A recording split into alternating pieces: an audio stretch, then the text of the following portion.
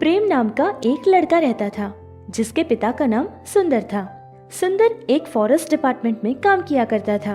हर 2 साल में एक बार सुंदर का ट्रांसफर किसी दूसरे गांव में हो जाया करता था, जिससे प्रेम को बार बार अपना स्कूल बदलना पड़ता था, जिसके कारण प्रेम का कोई खास दोस्त नहीं होता था और प्रेम को भी इतनी बार अपना स्कूल बदलना बिल्कुल अच्छा नहीं लगता था। लेकिन वो कर भी कुछ नहीं सकता था, इसलिए उसके पिता का ट्रांसफर जिस गांव में होता था वो दोबारा से उसी गांव के स्कूल में ज्वाइन हुआ करता था। अब प्रेम इंटरमीडिएट पढ़ रहा था कि उसके पिता सुंदर का ट्रांसफर फिर से हो जाता है, लेकिन सुंदर इस बात से घबराने लगा कि ट्रांसफर वाली बात अपने बेटे प्रेम से कैसे कहे, क्योंकि वो लोग जानते थे कि प्रेम को इतनी बार जगह बदलना अच्छा नहीं लगता। ट्रांसफर के बारे में प्रेम को अगर पता चला तो पता नहीं वो कैसे रिएक्ट करेगा। सुमित्रा, ये ट्रांसफर वाली बात उससे तुम ही कहना।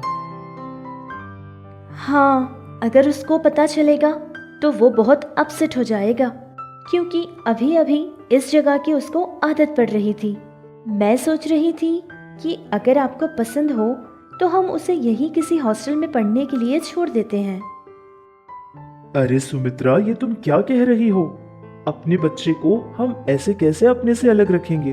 वैसे भी आजकल माहौल भी ठीक नहीं है, किसी भी तरह हमें उसको कन्विंस करना पड़ेगा। और हाँ, हमारा ट्रांसफर भी इसी महीने में है। प्रेम की माँ सुमित्रा ने उसके पिता की ट्रांसफर वाली बात बता दी थी। जैसा उन लोगों ने सोचा था बिल्कुल वैसे ही हुआ था। ये बात सुनते ही प्रेम बहुत अपसेट हो जाता है और फिर नई जगह पर जाने से मना कर देता है। प्रेम ने अपनी माँ से ये भी कहा था कि अगर जोर जबरदस्ती करके उसे वहां लेकर जाएंगे तो वो उसकी आगे की पढ़ाई नहीं करेगा, वो अपना पढ़ना छोड़ देगा। ये सारी बात पता चलने के बाद सुंदर ने भी कुछ नहीं कहा था और ये कहा कि छोटा बच्चा है, सुधर जाएगा, वहां जाने के बाद सब कुछ ठीक हो जाएगा। ये कहकर सारे लोग मिलकर गांव के लिए निकल जाते हैं। जहां प्रेम के पिता का ट्रांसफर हुआ था वो गांव बहुत ही छोटा सा था और वो जंगल के बीचों बीच होता था। देखने में तो वो गांव बहुत सुंदर होता था, लेकिन प्रेम को वहां के लोग, वहां का वातावरण कुछ भी पसंद नहीं आता था। फॉरेस्ट डिपार्टमेंट वालों ने सुंदर को वहां एक बहुत अच्छा सा घर दिया था, लेकिन प्रेम का कॉलेज वहां से बहुत दूर था। उसको वहां से मीलों दूर जाना पड़ता था और वो भी उसी गांव के एक बस में।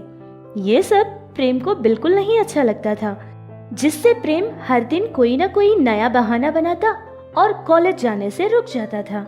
ऐसे ही कुछ दिन गुजर गए थे।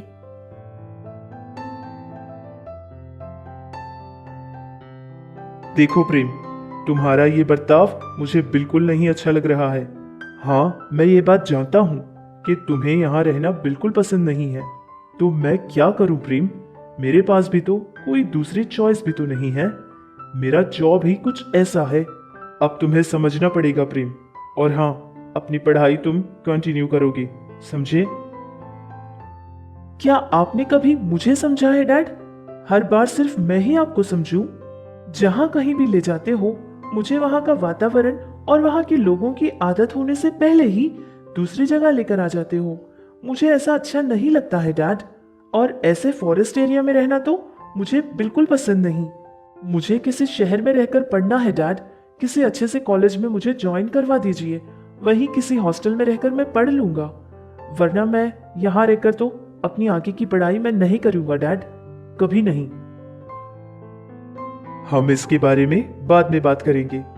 पहले तुम अपना इंटरमीडिएट पूरा कर लो और तब तक जैसा मैं कहूंगा तुम्हें वैसा ही करना पड़ेगा। प्रेम का पिता सुंदर जो भी प्रेम से कहता था, प्रेम उसकी बात कोई भी नहीं मानता था, ना ही जो वो कहता वो करता था। दिन ब दिन प्रेम बिगड़ता ही जा रहा था। 2 हफ्ते हो गए थे और प्रेम कॉलेज ही नहीं गया था, जिससे सुंदर को बहुत गुस्सा आ गया था और उसने ये सोचा कि अगर 2 दिन प्रेम को भूखा रखेगा तो वो उसके पिता की बात मान लेगा। ये सोचकर प्रेम के पिता सुंदर ने प्रेम को स्टोर रूम में बंद कर दिया था और दरवाजे पर ताला भी लगा दिया था, लेकिन तब भी प्रेम ने उसके पिता की एक नहीं सुनी थी। देखो प्रेम, जैसा मैं कहूंगा तुम्हें वैसा ही सुनना होगा। अगर तुम मेरी बात नहीं मानोगे तो आज तुम्हें खाना नहीं मिलेगा और तुम अंदर ही रहोगी। अरे ये आप क्या कर रहे हैं? आपको तो पता है ना कि वो थोड़ा सा जिद्दी है। हाँ हाँ, मैं सब जानता हूँ। 2 दिन अगर भूखा रहेगा तो उसकी अकल ठिकाने आ जाएगी। मैं ऑफिस के लिए लेट हो रहा हूँ, मुझे जाना होगा। और हाँ, अपने बेटे पे तरस खाकर तुम्हें दरवाजा खोलने की कोई जरूरत नहीं है। वो स्टोर रूम में बहुत ज्यादा अंधेरा था, जिससे प्रेम एक कोने में जाकर बैठ जाता है और देखते ही देखते दोपहर हो जाती है। उसका पिता आकर प्रेम से पूछने लगता है कि उसने अपना फैसला बदला कि नहीं, लेकिन प्रेम बहुत ही गुस्से से कहता है कि उसने उसका फैसला नहीं बदला। इतने में प्रेम के पिता सुंदर को एक काम आ जाता है। फिर पति पत्नी दोनों मिलकर उस काम से बाहर चले जाते हैं, लेकिन उन दोनों ने सोचा था कि जैसे ही घर वापस आएंगे अपने बेटे को स्टोर रूम से बाहर निकाल देंगे।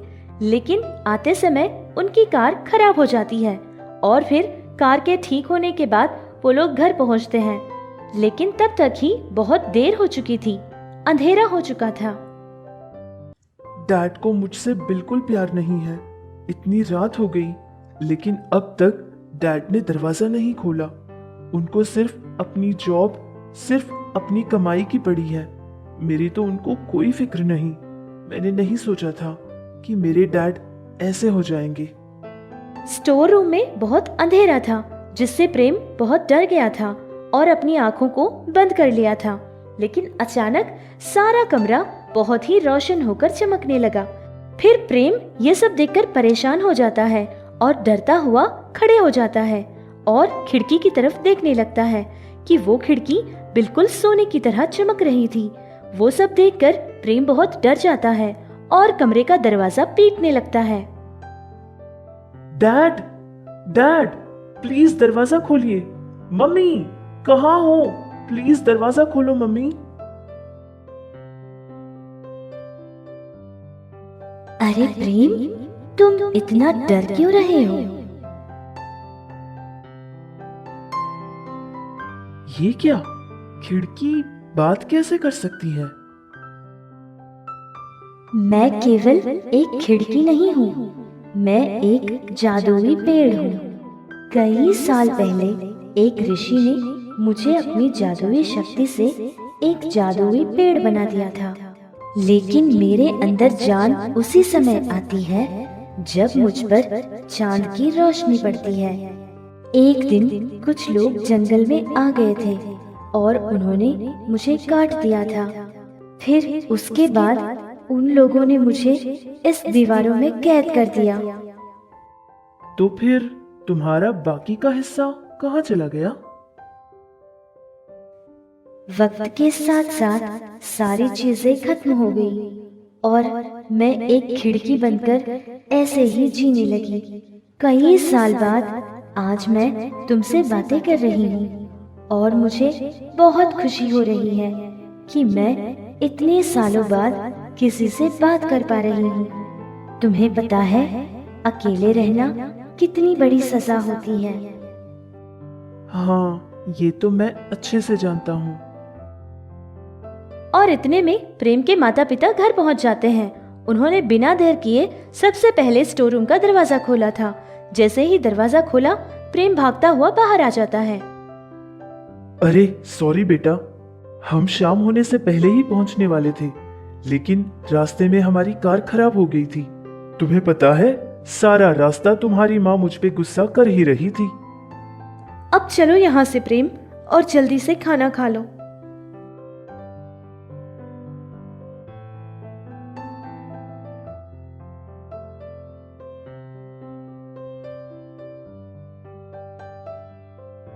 सॉरी बेटा प्रेम, मुझे माफ कर दो। तुम्हें इस तरह मुझे पनिश नहीं करना चाहिए था। क्या करूं? मुझे भी बहुत गुस्सा आ गया था क्योंकि तुम मेरी बात नहीं मान रहे हो। क्या करूं बेटा, तुम्हारा पिता करोड़पति नहीं है। अब जो कुछ भी मेरे पास है वो सिर्फ और सिर्फ मेरी नौकरी है बेटा। वैसे आज तक मैंने तुमसे एक बात नहीं बताई थी। असल में बात यह है कि तुम्हारे दादाजी को किडनी का प्रॉब्लम है और उनके किडनी ट्रीटमेंट के लिए ही मैं हर महीने उनको पैसे भेजता हूँ। इसीलिए मेरे लिए ये काम बहुत ज़रूरी है बेटा। लेकिन अब मैंने सोच लिया है, हमारे गांव में जो हमारी ज़मीन है वो सारी की सारी मैं बेच दूंगा और एक अच्छे से शहर में किसी कॉलेज में तुम्हें पढ़ाऊंगा।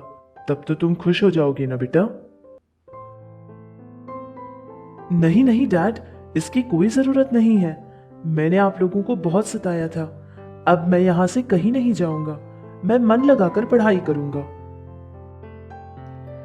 उस दिन के बाद प्रेम हर दिन कॉलेज जाया करता था और मन लगाकर पढ़ाई करता था।